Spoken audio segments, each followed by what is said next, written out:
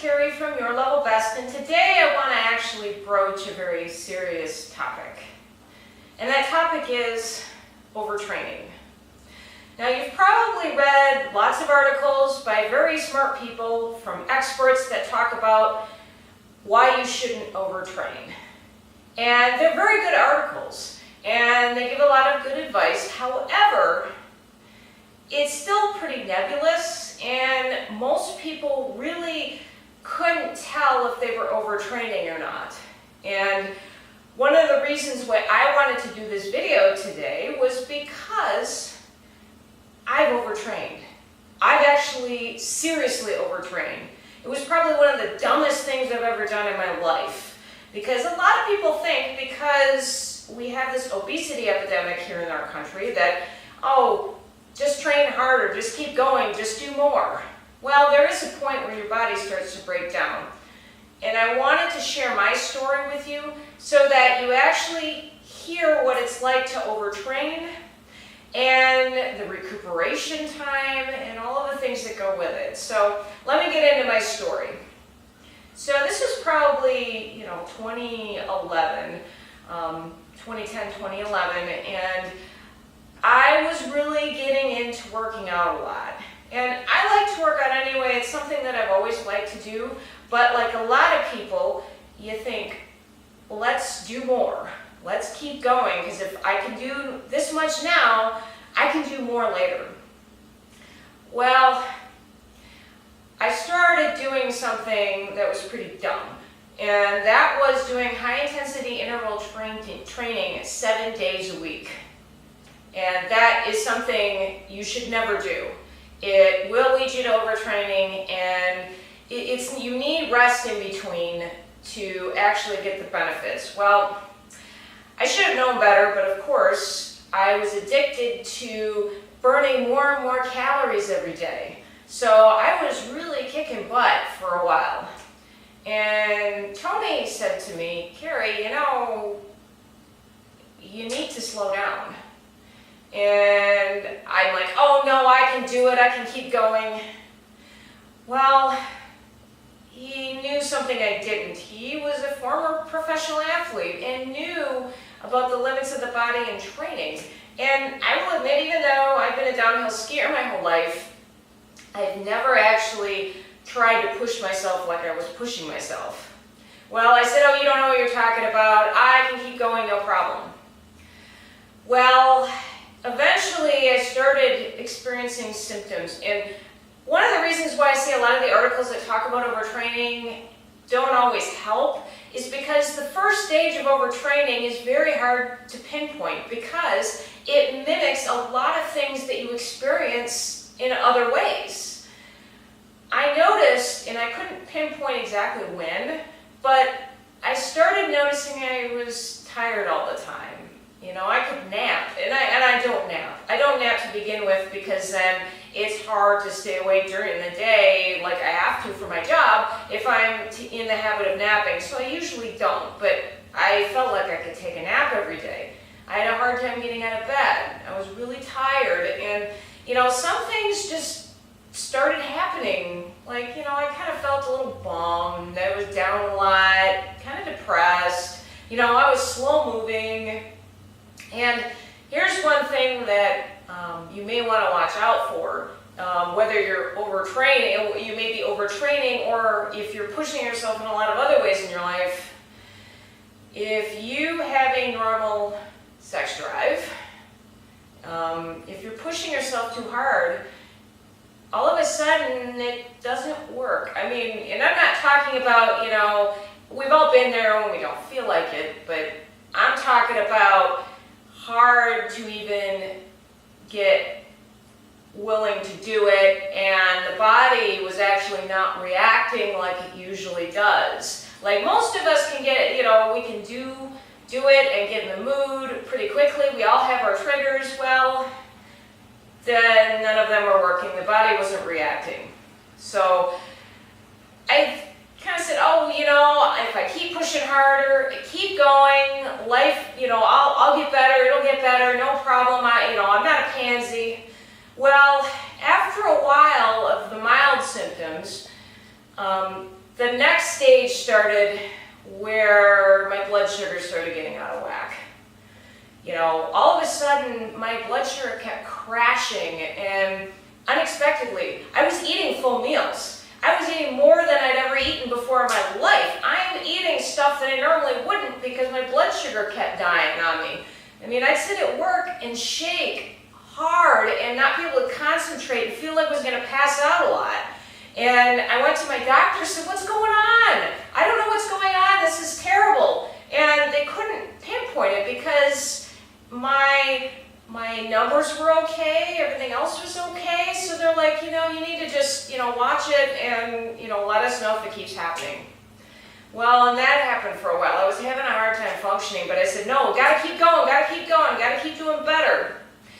Well, then it finally stopped me cold.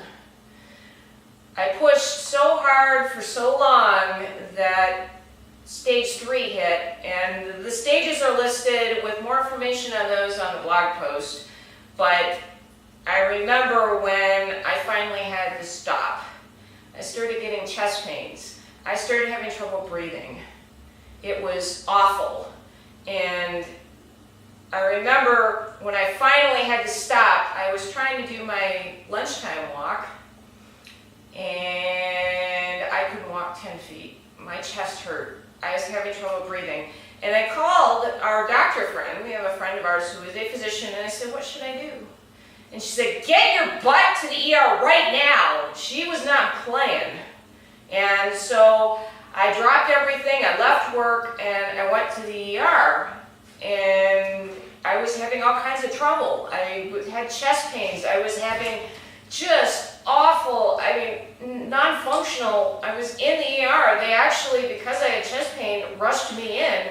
And they were having trouble finding things, which was discouraging because it didn't, I'm terrible. I can't move. I can't do anything.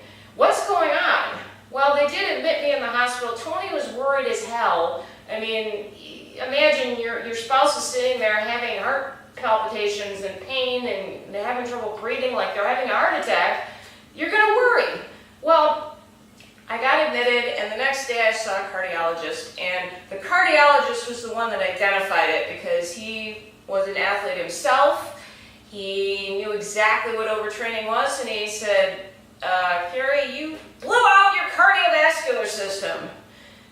And I didn't understand, and he said, "Here's an article," and I also linked to the article in the Post, and I believe I'll pronounce his name, I think it's Maffetone, and I could be mispronouncing, but that's the name, actually talked about all the things I was experiencing, and I said, "Oh my God, I overtrained."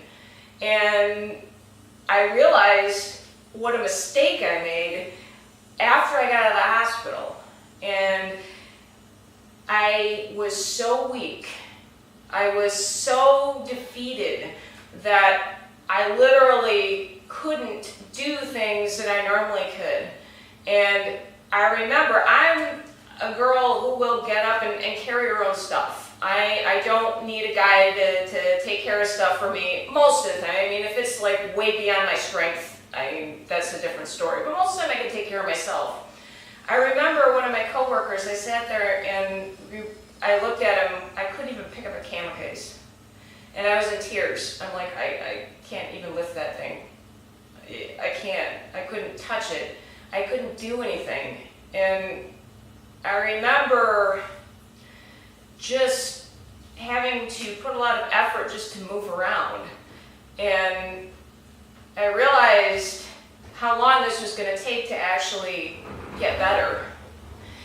And just so you know, if you think, oh yeah, maybe I've overtrained and it won't take very long to come back. Let me tell you how long it took me to come back, to be able to do a heavy workout again. 2 years. I'm not kidding you. It took me 2 years. And as an active person like myself, it was like I was coming back from serious injury because I seriously injured my cardiovascular system. It wasn't worth it. And I realized that after losing 2 years of being able to work out hard. At the beginning, I could barely use the bike. biking for 15 minutes, on a stationary bike, I hated it. I hated every minute of it. But that's what I had to do. I had to work my way back up. And the only positive thing I can say that came out of this is I picked up yoga. And because I didn't have any choice, at first you couldn't have convinced me to ever do yoga. I would have said, forget it, that's just too boring. But I had no choice. I had to learn how to be active without killing myself. And yoga was one of those things, and it helped me come back. But it also helped me become more flexible. It made me better. And one of the things I learned about this is, okay, I don't like to take full rest days, even though I do now. But it's okay to work out hard one day and work out less hard the next day. And now, instead of what I did before, which was work out as hard as I could every single day, 7 days a week, until I could drop every day, now I do 3 days that I go balls out. I do 1 day a week, that's like over an hour. That is my longest workout of the week, the hardest workout that I do. And then the next day, I will do yoga. I will do a yoga class. And my yoga classes aren't easy, but I'm focusing on flexibility and strength. And it's a lot less intense than my hard workouts. And then the next day I'll do a hard workout, then the next day I will do yoga, and then I do my final hard workout of the week on Friday. And then on Saturday and Sunday I walk. That's it. I get steps every day, but I only walk on the weekends to give my body plenty of time to rest. So really, all I wanted to say with this video is you need to push yourself when you work out, but you also need to rest. You need to take care of yourself. And if you're not taking care of yourself, you could do something like I did. You could injure your metabolism, you could injure your cardiovascular system, you could do something that is very severe. It was dumb. I wished I hadn't done it. I lost 2 years. But what I'm hoping is that you learn from what I'm telling you, and you don't overtrain. You listen to your body. And now when I feel a little tired, I feel like I'm getting a little bit overstretched, I'm overreaching, I scale back because I know what the consequences are now, and it's not worth it to me. So I hope you learned something from this. Leave a comment below. I hope none of you ever experience this. I know this was a pretty extreme example, but I know people that will push themselves as hard as they can for as long as they can because, that's what you feel like you need to do, but you really don't. You just need to work out hard enough and recover enough. So leave a comment below. Please subscribe to our channel because you'll get more stuff like this because Tony, myself, Skylar, and Jacqueline, we all work out. And we're all in different stages of life, and we can give you advice on what we've learned. And this is something that only I can tell you. I'm the only one who's done this out of our entire group.